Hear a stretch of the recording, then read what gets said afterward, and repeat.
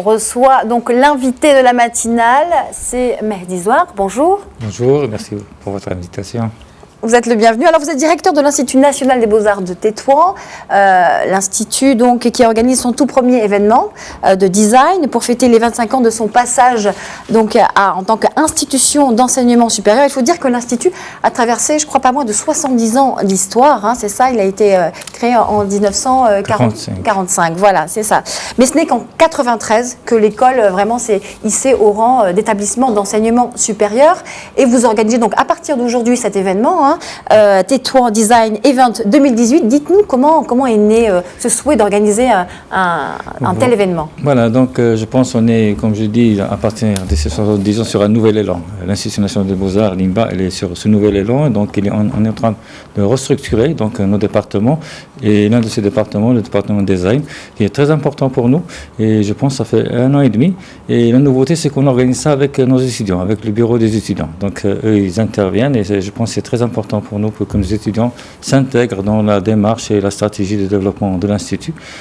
Cet événement Tétouan Design Event, donc pour nous est très très important parce que là on restructure le département pour aller vers un département de société. Un département qui répond aux besoins de la société, aux besoins des décideurs, aux besoins aussi des communes, de l'urbanisme.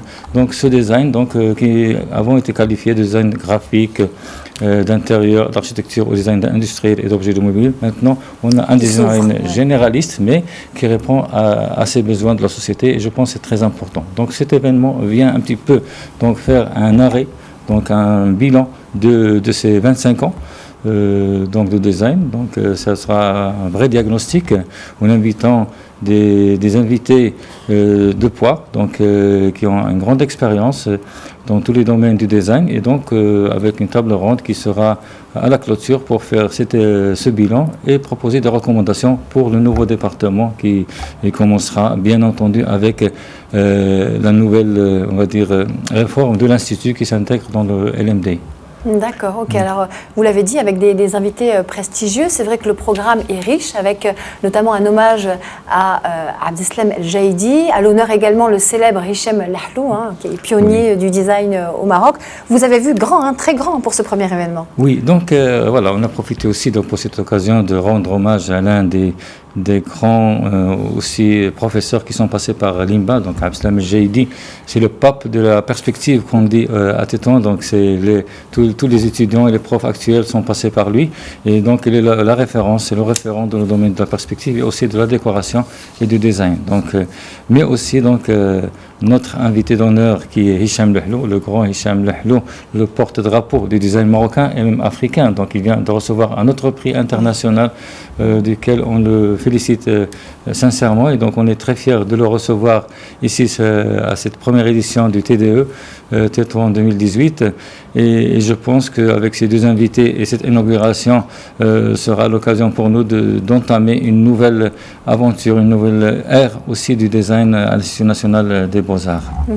Alors Mehdi Zouak, moi lors des tables rondes, il y en a une qui était intitulée l'artisanat, laboratoire des designers marocains. Alors j'imagine que l'artisanat est une source d'inspiration inépuisable, mais j'imagine que ce n'est pas la seule. Alors justement, comment s'intègrent ces différentes influences dans votre travail? Effectivement, je pense que l'artisanat il est très lié au design, surtout au Maroc et surtout à Tétouan. Tétouan avec deux écoles prestigieuses, l'une qui est l'Institut national des beaux-arts et aussi l'école nationale de l'artisanat qui est l'Arsna, qui a été créée en 1919, qui l'année prochaine donc aussi il va célébrer son centenaire, donc où sont passés les grands artisans marocains aussi. Donc nous on y travaille en parfaite synergie, donc il y a une collaboration entre nos étudiants designers et les artisans d'Arsna. Donc effectivement, donc ça sera l'occasion aussi de parler sur l'artisanat en tant que collaborateur pour les designers marocains. Pour cela, donc, on aura avec nous Saïd Ghia, qui est le directeur de l'École supérieure des beaux-arts de Casablanca, donc, qui va aussi animer cette table ronde et donc et l'occasion aussi pour tous les autres designers un petit peu que chacun puisse présenter son expérience Et voilà, donc entre autres, il y a Mouna Fassifirli, il y a Khalid Bistrewi, donc qui vont nous entretenir donc sur ce laboratoire qui est l'artisanat. Alors, il est également prévu une autre table ronde concernant surtout l'émergence du design management dans les économies des pays en voie de développement, notamment les enjeux futurs et rôles clés du designer. Un mot peut-être concernant surtout d'abord le Maroc. Oui, donc je pense que là, ça sera avec nous M. Hicham Hilali, qui va surtout animer cette table ronde, cette rencontre qui est très très importante. On va parler du design développement, parce que là aussi, ce n'est pas du design juste pour que faire ce design, mais un design qui répond aux besoins, comme j'ai dit avant, de la société. Tout à fait. Et donc, pour intégrer toutes les couches de la société. Et donc, un design qui est producteur aussi. Un design, surtout qu'on connaît actuellement, il y a beaucoup de jeunes designers marocains, donc qui sont issus de l'école des beaux-arts, mais aussi d'autres écoles du Maroc, et donc ils doivent trouver leur place dans le marché. Voilà, donc c'est pour cela que ce design se démocratise, donc s'ouvre à toutes les tranches de la société, et donc on va donc en parler de ça, et donc de voir comment rapprocher le design, aussi des objets de design de toutes les couches de la société, pas seulement rester au niveau de l'élite. Donc c'est vraiment, on commence à parler d'un design qui se rapproche de plus en plus de la population. Alors justement, vous organisez cet événement, vous l'avez dit au début de votre intervention, pour répondre aux besoins de la société, pour s'ouvrir comme ça aux citoyens marocains. Est-ce que vraiment la place du design aujourd'hui au Maroc est suffisamment démocratisée, d'après vous? Bon, ou encore du travail à faire? Voilà, je pense qu'il est en voie de démocratisation. Donc là, le Maroc aussi, c'est un pays émergent, un pays qui se développe, qui s'ouvre. Tous ces, on va dire, ces médias, ces nouveaux médias facilitent énormément la tâche aux designers. Donc, et je pense aussi, donc il y a, comme j'ai dit, l'école des métiers arts nationaux, mais aussi l'académie de l'artisanat de Casablanca. Donc là, qui permettent aux designers d'avoir ces laboratoires de recherche, de produire de nouveaux projets. Le Maroc, comme vous le savez, exporte la maroquinerie partout dans le monde, mais je pense actuellement aussi il y a tout ce design d'objets immobiliers qui commence à émerger, donc avec des produits de grande qualité. Donc on parle par exemple des éliges, on parle de la maroquinerie, aussi des ferronneries d'art, même du tissage, du stylisme, modélisme. Donc je pense que c'est un espace où le Maroc excelle.